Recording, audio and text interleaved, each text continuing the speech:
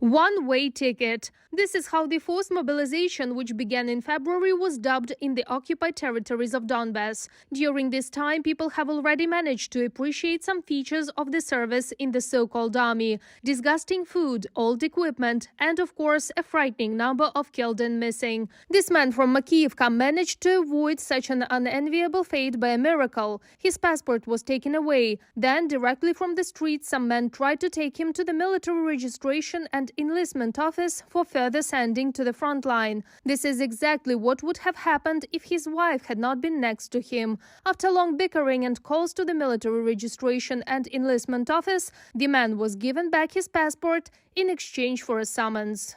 Он гражданин Украины. He's a citizen of Ukraine, so what? Martial law declared in Ukraine. Nobody wants to fight. You've already made everyone sick of your war. You took all the men, all the guys. Half have already been buried. Give the documents to the guy. Can you hear me? Look how smart everyone is.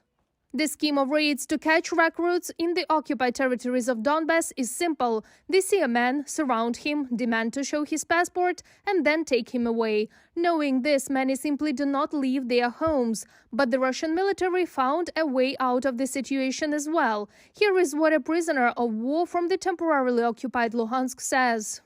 A gas leak was simulated in one of the apartment buildings. The men were separated from the women and children and then taken away by buses. Hide, do what you want, but don't go to this war. Lots of cargo, 200. Cases of recruitment of men aged 50 to 60 have also become more frequent.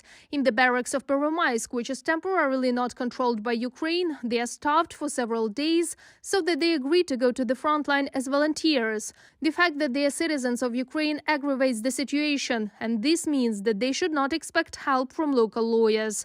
But it's not all that hopeless. The Ukrainian authorities advise reporting such crimes to a special chatbot of the Security Service of Ukraine, and the Ukrainian Center for Human Rights, Zmina, gives recommendations on how Ukrainians can avoid forced mobilization. How to avoid mobilization in the temporarily occupied territories of Ukraine. Sabotage your service in the aggressor's troops. Personally avoid receiving summons and calls from occupation military enlistment offices. Change your phone number or stop using it temporarily.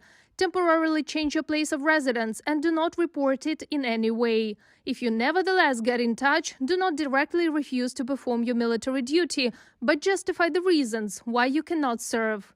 Zmina Human Rights Center.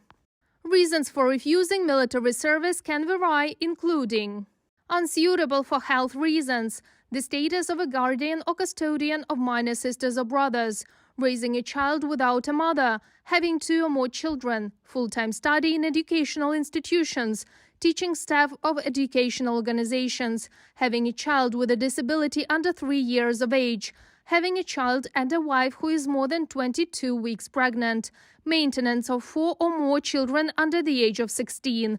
Zmina Human Rights Center.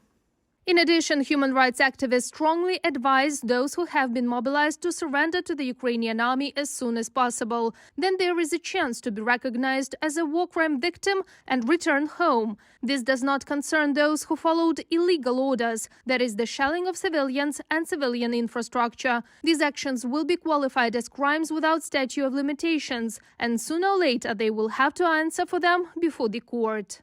Reported by Marina Stepanenko, Julia Hranovska, UATV News.